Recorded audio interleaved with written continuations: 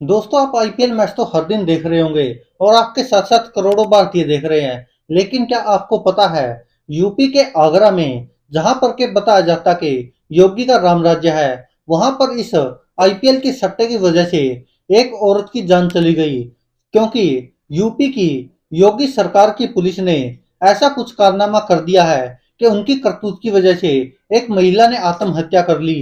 क्योंकि उसके पति को धोखे से घर से बाहर बुलाकर उसको पकड़ लिया गया और उस पर पुलिस कर्मियों ने आरोप लगाया कि वह आईपीएल में सट्टा लगा रहा था, लेकिन ऐसा कुछ था नहीं। उसके बाद उसको थर्ड डिग्री टॉर्चर दिया गया और बाद में पुलिस वालों ने उससे 2 लाख रुपए की मांग की, जिसके बाद पैसे न देने पर उससे बकायदा वीडियो भी बनवाया गया कि बोल कि हाँ, मैं आईपीएल में सट्टा लगा रहा था। और उसी के ऊपर जब उसके किसी दोस्त ने, जिसने उसको घर से बुलाया था, उसकी पत्नी को बताया कि पुलिस के एनकाउंटर में आपके पति की मौत हो गई है, तो उसके बाद उस महिला अनीता ने जहर खा लिया और सल्फास की गोली खाकर आत्महत्या कर ली। जिसके बाद दरोगा समेत 3 सिपाहियों को सस्पेंड कर दिया गया। लेकिन इसकी मौत की वजह कौन है? आईपीएल का सट्टा या फिर यूपी की योगी पुलिस?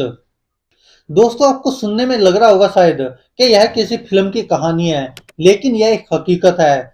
यूपी के आगरा की ये घटना है, अजमेर के नोना गांव की। मनोज शर्मा एक कोल्ड स्टोरेज में काम करता है। उसने बताया कि सोमवार को शाम 7:45 बजे काकी परमार नाम से कॉल करके आईपीएल में सट्टा खेलने की बात कही। इस पर उसने फोन काट दिया।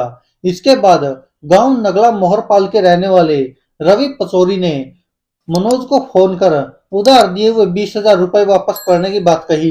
रवि ने कहा कि रुपए लेने के लिए रहना बाई माता मंदिर के पास आ जाओ। इस पर पहले मनोज ने मना किया, लेकिन जब रवि ने कई बार फोन किए तो उसने अपने बेटे के साथ रुपए लेने चले जाने का इरादा किया। और रास्ता खराब होने पर मनोज ने अपने उस बड़े बेटे को वापस घर जाने को कहा और अकेला चल दिया।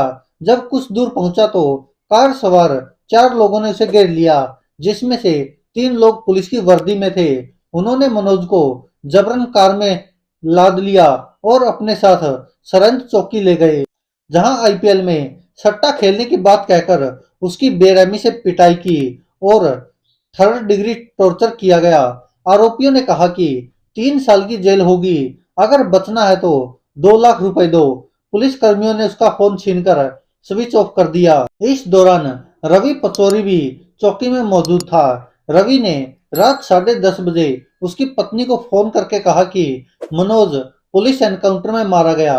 रवि की यह बात सुनकर पत्नी सदमे में आ गई और सल्फास की गोलियां खा ली। आनंद फानन में उसे परिजन अस्पताल ले गए, जहां उसकी मौत हो गई। जब ये बात आरोपी पुलिस कर्मियों को पता चली तो उन्होंने मनोज को छोड़ने से पहले वीडियो बनवाया, जिसमें उससे जबरन कहलवाया गया, आईपीएल में सट्टा लगाता हूं, अब नहीं करूंगा, माफ कर दो। जो यूपी पुलिस करती है वैसा ही वहां पर भी हुआ।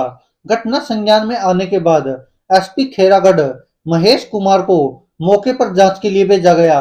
सवाल उठा कि रात को सट्टे के शक में किसी को पकड़ा तो थाने ले जाकर उसकी जीडी में क्यों एंट्री नहीं कराई? आरोपित को चौकी पर क्यों पीटा गया?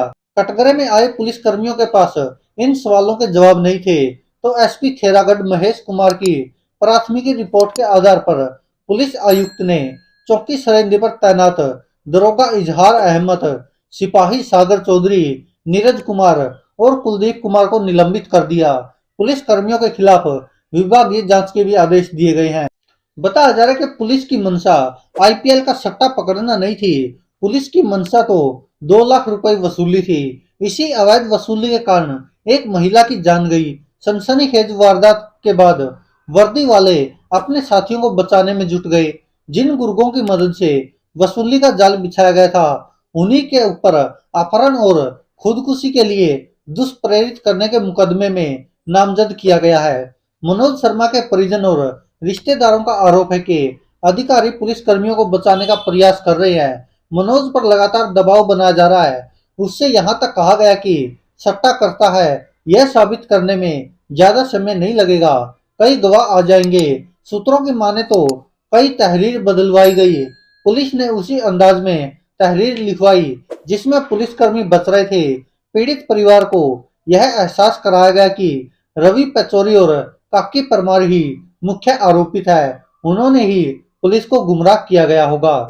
लेकिन जो खबरें आ रही है हिंदुस्तान लाइव के माध्यम से, वो कह रहे हैं कि पुलिस ने सारा जाल बुना था और रवि पचौरी को केवल एक अपना मोहरा बनाया था ताकि मनोज को फंसाया जा सके। मुकदमे में जिन्हें नामजद किया गया है वे पुलिस कर्मियों के गुर्गे हैं। उन्होंने ही मनोज शर्मा को पकड़वाने की पुलिस के साथ मिलकर साजिश रची थी। पुलिस ने यह सोचकर उसे उठा लिया कि सट्टा करता होगा तो बिना दिए नहीं जाएगा। सट्टेबाज शुरू से ही पुलिस की अवैध कमाई का जरिया है। इस मामले में दाव उल्टा पड़ गया। महिला ने जहर खा लिया और उसकी मौत हो गई, जिसके बाद वो पुलिसकर्मी सवालों के घेरे में आ गए और अब एक दरोगा समेत 3 अन्य पुलिसकर्मियों को भी सस्पेंड कर दिया गया है और उनके खिलाफ जांच भी चल पड़ी है। लेकिन जिस तरह यूपी पुलिस का खौफ लगातार आप देखते आ रहे हैं और जिस तरह से लगातार बताया जा रहा है कि योगी सरकार की यूपी पुलिस एनकाउंटर करने में माहिर है, तो उस महिला को भी एक फोन कॉल से यकीन हो गया कि एनकाउंटर कर दिया गया होगा और जिस कारण उसने सल्फास की गोलियां खा ली। दोस्तों, एनकाउंटर वैसे तो अपराधियों का किया जाता है, लेकिन कभी कभी जब छवि पुलिस की ऐसी बन जाती है तो ऐसे लगता है कि शायद उसका भी एनकाउंटर हो गया होगा। इसी के चलते मनोज कुमार की पत्नी अनीता ने जहर खा लिया। दोस्तों, इस पर आप क्या कहते हैं? अपनी राय कमेंट बॉक्स में जरूर दीजिएगा। धन्यवाद दोस्तों, देखते रहिए सच की आवाज।